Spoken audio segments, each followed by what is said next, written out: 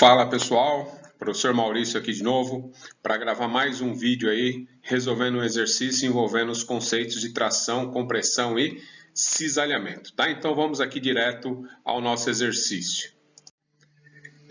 O exercício de hoje, né, ele é muito parecido com o exercício 5 que a gente resolveu anteriormente, tá? A única adição aqui, ou única adicional, a diferença em relação ao anterior, é que a gente tem uma estrutura, no caso é uma treliça, né? Lembra lá que é treliça? O encontro de pelo menos duas barras num ponto articulado, no caso ponto C, que a gente chama de nó, tá bom? O objetivo aqui desse exercício vai ser avaliar a junta que faz a ligação aqui entre um pedaço e outro da barra número 1, tá bom? Então, a junta que a gente vai estudar é essa, tá? Então, é a junta rebitada, totalmente simétrica, mudam as dimensões, mas é uma junta igualzinha ao exercício número 5 que a gente viu aqui anteriormente, tá bom? Então, qual que é o nosso objetivo? O objetivo inicial é avaliar o equilíbrio, tá? Avalia o equilíbrio, descobre a força que chega na barra 1. Por quê? Porque essa força que chega na barra 1 é a força que atua na junta, tá bom? Então, primeiro passo do nosso exercício. Condição de equilíbrio, determina uma relação aqui para a força 1, no caso estou chamando aí de F1, tá? E avalio a junta do jeito que a gente avaliou, tá? É claro que esse exercício, né, ele está pedindo aqui também para a gente determinar a força P. Essa força P, ela não foi dada, então na hora que eu escrever a condição de equilíbrio, eu vou escrever força F1 em função da força P. E aí a gente vai conseguir determinar a força P conforme, mais uma vez repetindo, a gente fez no exercício anterior. Tá bom? Então vamos aqui na sequência. Então, para a gente determinar as forças nas barras, o que a gente faz? A gente imagina cortes. Veja aqui, né, que eu cortei a barra 2, esqueci, né, ou abandonei a parte de cima. Cortei a barra 1, também abandonei aqui a parte de cima, tá? E o que eu faço? Nesses cortes, né, que eu indiquei, mais uma vez aqui, né? Eu indico a força saindo do corte. Por que eu indico saindo? Porque isso é uma reação e quando eu adoto a reação saindo do corte, eu estou adotando que a barra sofre tração. A gente sabe de cara se é tração ou compressão? Não, eu não sei se é tração ou compressão, né? Eu faço a condição de equilíbrio, aplico a condição de equilíbrio. Se as forças 1, força 2 derem positivas, confirma que é tração, confirma o que a gente adotou, tá bom? Então vamos escrever aqui já a condição de equilíbrio. Como é nó, né? Ou seja, é um ponto articulado, ele não transmite momento, tá? Então a gente não faz soma de momentos aqui nesse nó, tá? Então o que a gente faz? Soma de força em x e soma de forças em y igual a zero. Então olha só.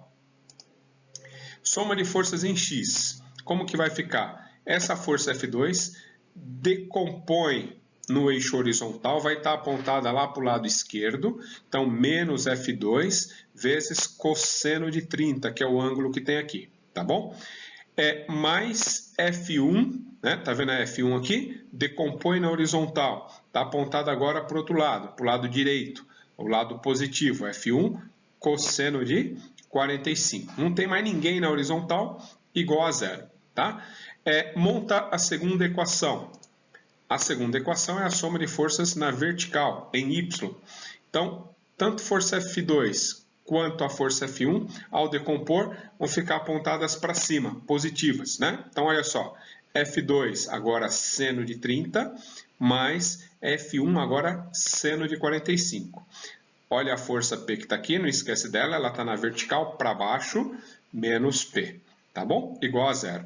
Resolve esse sistema, determina a força F1 e determina a força F2. Na verdade, eu acabei determinando aqui só a força F1, tá? Porque é a força que me interessa para eu avaliar a junta E que foi pedida nesse exercício. Então, olha só, a força F1 deu 0,897 vezes P. tá? Ou seja, a força F1 aí em função da força P. Veja que esse valor deu maior que zero, independente da força P, né? Qualquer valor que ela tiver, esse número vai ser sempre maior do que zero, tá bom? Então, tração é a conclusão que eu tiro aqui. Isso é importante, a junta vai trabalhar tracionada, puxando aquela junta, tá bom? Então vamos à nossa junta. A junta que está aqui, ó, né, que é praticamente a mesma junta do exercício anterior, tá bom? Então a gente tem a força F1 agora conhecida, tá? E a gente vai determinar essa força P, tá? Para alguns tópicos que foram pedidos nesse exercício, tá bom? Então eu vou lendo aqui, né? Estava lá na primeira tela, mas eu deixei para dar uma ênfase maior aqui, ó. Então no item A, determine a força P, né? Considerando limitação de tração nas chapas. Então, uns detalhes que a gente já discutiu com vocês. Então, olha só, o primeiro detalhe, lembra lá? A peça tem simetria? Tem. Então, você corta ao meio, analisa a parte de cima ou a parte de baixo, o que você quiser, tá? O importante é analisar apenas metade dessa junta.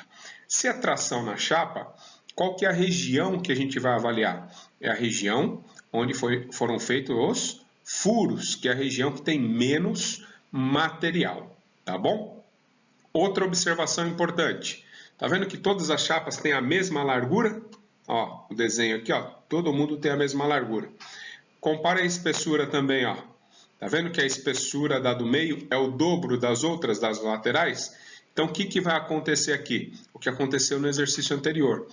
Tanto faz você fazer a conta olhando para a chapa do meio ou olhando para a chapa lateral, lado esquerdo ou lado direito. Vai dar o mesmo resultado. Então você escolhe a chapa que você quer avaliar. Eu tenho por costume, quando isso coincide, olhar para a chapa do meio, tá? É uma preferência minha, mas fiquem à vontade. Então olha só. O que eu vou aplicar? A tensão atuante na chapa não pode passar da tensão admissível. Tá? Então, vou substituir os valores. Como que eu calculo tensão atuante? Força dividido pela área. Então, vamos por partes aqui. O que é a força? É a força F1, mas a força F1 é 0,897 vezes P. Divide pela área. Lembra lá como que eu calculo a área?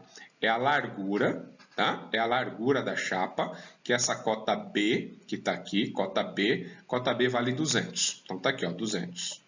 Menos o diâmetro dos dois furos, né? Então, cada furo é o diâmetro do rebite aqui, ó, 8 milímetros. Então, tirei menos 8, tá? Vezes a espessura da chapa. A espessura da chapa, eu estou falando aí, a do meio, tá? É a cota E. A cota E, vamos dar uma procurada aqui na nossa tabela, vale 15 milímetros, ó, tá aqui, tá bom? Então, a área é a largura menos os dois furos vezes a espessura, tá bom? Essa é a área da chapa do meio. Isso tudo tem que ser menor ou igual à tensão admissível, tá? Então, a tensão admissível, tá bom? É igual à tensão que ele está chamando aqui, né? Vamos colocar escoamento, tá vendo o sigma de escoamento aqui? 250 megapascal, tá? Dividido pelo coeficiente de segurança. O coeficiente de segurança foi dado aí no início do nosso exercício, tá? E ele vale 2 para todos os casos, tá bom? Então, coeficiente de segurança igual a 2, né? Eu não enfatizei lá na primeira tela, mas ele aparece no enunciado do exercício, tá bom? Então, coeficiente de segurança igual a 2. Então, nossa tensão admissível, tensão limite, no caso o limite de escoamento, dividido por 2. Só tem o P para determinar. Isola esse valor e ele vai dar aqui, ó, 384,6 kN. Então, se você mantiver essa força, né, menor do que esse valor calculado, não teremos problema em tração na chapa, tá bom? Então, esse foi o nosso item A. Vamos ao próximo item. Próximo item, ele pede, calcule de novo essa força P, agora considerando como limitação cisalhamento nos rebites. Tá bom? Então, a gente já trabalhou isso, né? Então, deixa eu só recordar aqui com vocês. Primeiro, tem simetria? Tem. tá? Avalia só metade, ou o pedaço de cima ou o pedaço de baixo, tá bom? No caso aqui, vou analisar, né, o pedaço aqui de cima, tá? Então, olha só, onde o rebite pode ser cortado, né? No contato da chapa do meio com a chapa da esquerda, tá vendo uma linha vermelha que eu coloquei aqui? Mas também o rebite pode ser cortado onde? No contato da chapa do meio com a chapa da direita. Então, o rebite pode ser cortado duas vezes. Um rebite cortado duas vezes. Mas, analisando a parte de cima, quantos rebites que eu tenho na parte de cima? Tenho 2 rebites. Então, um rebite sozinho corta duas vezes e eu tenho um total de 2 rebites. 2 por quê? Porque é simétrico, eu estou analisando só a parte de cima, tá? Então, vamos ver como que fica a nossa equação. Olha só, tensão atuante no rebite menor ou igual a tensão admissível nesse rebite, substituindo os valores. Força sobre área, a força é a força F1, que está aqui, a área é a área do rebite, olha o diâmetro do rebite aqui, 8 milímetros, tá? Então, π, 8 quadrado sobre 4, πd quadrado sobre 4, e esse 4 que aparece multiplicando, o que que é? Cada rebite corta duas vezes e eu tenho 2 rebites. 2 vezes 2, 4. Tá bom? Pessoal, mais uma vez, importante aqui, quando é simetria, eu imagino esse corte e olho só para metade da peça. Por isso que eu estou falando que eu tenho 2 rebites, né? O pessoal fala, o Maurício está louco aqui, né? Eu estou vendo 4. Não, né? Você analisa metade desses rebites, né? Ou dessa estrutura, ou seja, metade dos rebites, que no caso são 2 rebites, tá bom? Então, quanto que dá essa força P pelo cisalhamento dos rebites? A força máxima que você pode aplicar, 20,17 kN. Tudo bem? Vamos para o próximo item, tá? Vamos para o próximo item, fazer essa continha aqui que ele vai pedir para a gente. Então, no próximo item, item C, ele está pedindo o esmagamento dos furos das chapas. Lembra lá o que era esmagamento? O esmagamento é o contato do pino, né, com o furo da chapa. Então, é o pino forçando essa chapa, tá bom? Então, é uma compressão, mas é uma compressão localizada, não é na seção transversal toda, é só na região contato pino com furo. E a gente comentou com vocês, né, que esse esmagamento ele é calculado de que maneira, né? Primeiro, de novo, separa a simetria aqui, olha só para a metade, né? E esse esmagamento a gente calcula, né? Como sendo força dividido pela área projetada, tá? Então, esse valor aqui de tensão de esmagamento é a força aplicada, ou seja, essa força F1, dividido pela área projetada, ou a área de esmagamento. Qual que é essa área? É o contato do pino com o furo. Mas a gente falou que não ia calcular a calota esférica toda. O que a gente ia fazer? Uma simplificação e imaginar um quadradinho, e esse quadradinho de área era o quê? A espessura da chapa vezes o diâmetro que representa aquele furo, tá bom? Então, a área esmagada no contato pino e chapa é espessura vezes diâmetro. O cuidado que você tem que tomar é ver quantas áreas que você deve contabilizar. Vamos ver aqui na sequência, tá? Então, olha só, eu tenho a força, F1, dividido pela área. Tá vendo? 8 vezes 15, o que é 8 vezes 15? 8 é o diâmetro, tá aqui, ó, e o 15 é a espessura, no caso, a espessura da chapa do meio, que eu estou trabalhando com vocês, tá bom? Então, 8 vezes 15. E esse 2? Porque, olhando para a metade de cima, eu tenho 2 rebites. Então, tenho 2 áreas sendo esmagadas, tá? Então, estou contabilizando todas as áreas possíveis. Tensão de escoamento, tensão de esmagamento dividido pelo coeficiente de segurança. Então, a gente tem aqui, ó, a tensão de esmagamento igual a 400, dividido por 2. Tudo bem? Então, vamos ver aqui, né, o resultado final. Então, no resultado final, eu tenho que a força P vale, né, ou deve ser menor do que 53,51 kN. Tudo bem? Então, esse foi o esmagamento. Vamos para o item D, que é o último item desse exercício aqui. Pessoal, nesse último exemplo, né, eu vou calcular, olhando aí com vocês, a chapa, né, as duas chapas, a chapa do meio e a chapa da esquerda ou da direita, só para vocês verem, né, que dependendo aí dos valores que são dados, né, de geometria e força, né, você tem aí resultados iguais, tá? Então, vou fazer os dois cálculos só para deixar isso claro aí para vocês. Então, vamos lá. Então, primeiro, a gente tem simetria? Tem. Corta, olha a parte de cima ou olha a parte de baixo, tá? Cisalhamento da chapa pode acontecer onde? Dá uma olhada que eu estou colocando duas linhas vermelhas ali, ó, tá bom? Tá vendo a linha vermelha do furo para baixo? Do furo para baixo? Até onde? Tá vendo essa linha tracejada que está aqui? Eu parei na linha tracejada. Linha tracejada, se você olhar o desenho do outro lado, é o término da chapa do meio. Tá bom? Então, essa linha vermelha tem o tamanho da cota C, e essa cota C é o quê? É a distância do centro do furo até a borda da chapa do meio, né? Ou seja, até o finalzinho da chapa do meio, tá bom? Então, você pega sempre como referência o rebite que está mais perto da borda e pega essa distância do centro até a borda. É a cota C, vamos procurar na nossa tabela aqui, cota C vale 30 milímetros, tá bom? Então, lembra lá do outro vídeo, né? Que era a área cisalhada na chapa? Era essa cota C, distância até a borda, vezes a espessura da chapa. Tá? Então, olha só como a gente vai montar. Tensão de cisalhamento da chapa, menor do que a tensão admissível, tá bom? Força dividido por área. Então, a força é a força F1, não muda nada, tá bom? A área é 30 vezes 15, ou seja, distância até a borda, cota C 30, vezes a espessura da chapa, chapa do meio 15. E esse 4 que aparece aqui? Lembra lá que eu comentei com vocês, ó, e essa linha dá para mostrar isso. Imagine aqui o meu ponteiro, tá? Então, o ponteiro aqui, nessa região onde está o pino, né? Imagina esse ponteiro andando como se fosse o pino, né? Ele vem descendo aqui, descendo até chegar na borda da chapa.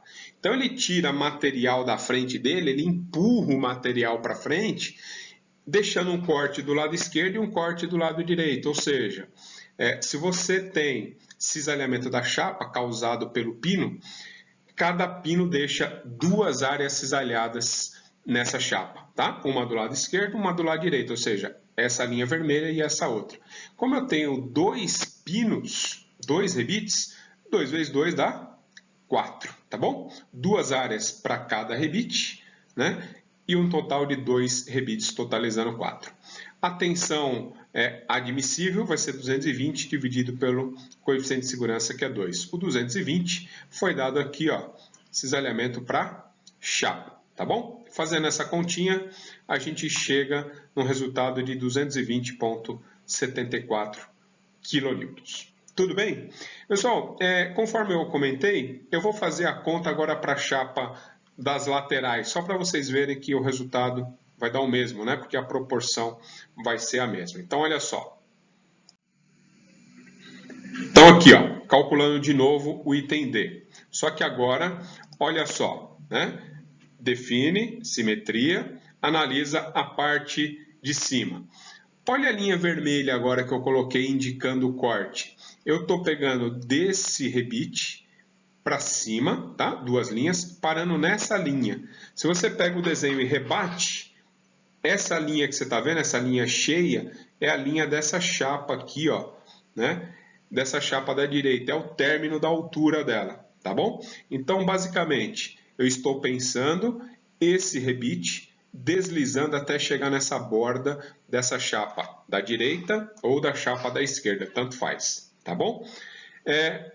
As proporções, né, são iguais aí. Um rebite produz duas áreas cisalhadas, a distância C, né, é a mesma, né, vale 30 milímetros, só que a espessura da chapa agora é metade, tá vendo que é metade a espessura? Tá? Então é 15 dividido por 2. Então o que muda afinal? Então vamos dar uma olhada aqui, ó. Né? Então a tensão é tensão atuante menor ou igual a tensão admissível. A força que vai mudar, né? Quando eu aplico a força F1, ela está aplicada na chapa do meio. Se eu avalio a chapa da direita ou a chapa da esquerda, quanto chega de força aqui, ó? F1 dividido por 2, tá bom? E como a chapa é a chapa lateral, direita ou esquerda, a distância C é a mesma, só que a espessura é metade, é 7,5. A espessura essa chapa do meio era 15 milímetros. Essa aqui é 7,5 milímetros. Se você pegar esse 2 que está aqui dividindo a força e passar ele aqui para baixo, né? O 2 vezes o 7,5 não dá 15. Ou seja, proporcionalmente, dá exatamente a mesma coisa. Tá? Por isso que a gente fala aí, em alguns exercícios, fala, ó, nesse exercício, tanto faz fazer olhando a chapa do meio, a chapa da esquerda ou a chapa da direita, tá bom? Fiquem atentos a esse tipo de proporção. Nem todos os exercícios apresentam essa proporção, tá bom? Então, o resultado aqui, ó, 220 também. Tá certo? Pessoal, tivemos um monte de resultado aí, vamos dar uma analisada e ver qual que é a nossa resposta final, tá? Então, olha só, no item A, calculamos a força máxima por tração na chapa, a força é 384 kN no máximo. Cisalhamento no item B, no caso, cisalhamento dos rebites, no máximo 20 kN. No item C, olhando para o esmagamento nos furos, 53 kN. E o último item, item D, olhando o cisalhamento da chapa, a força máxima 220. Então, escolha uma única força para que a gente aplique a essa estrutura e nenhum componente sofra nenhum dano. Tá bom? Então, a resposta vai ser qual? Né? A resposta, né, que a máxima carga que pode ser aplicada com segurança é a menor que você calculou, ou seja, 20,17, quando você calculou aqui cisalhamento nos rebites. Tá bom? Na prática, normalmente o pessoal faz isso, né? Não quer que quebre nada, é lógico, mas se tiver que quebrar alguma coisa, que quebre o rebite. Por quê? Porque é uma peça muito simples, se comparada com a chapa, muito mais barata. Se quebrou, você vai lá e troca. Agora pensa, né? Estragar uma chapa desse tamanho para você usinar, fazer furo e tudo mais. Tá? É mais difícil e mais caro. Tá bom? Mas a gente não pode confiar que vai quebrar só nos rebites, né? Eu tenho que fazer a conta de todas elas para ver se realmente é isso que está acontecendo. Tudo bem, pessoal? Então, se tiver alguma dúvida, procure a gente. Valeu aí e até a próxima.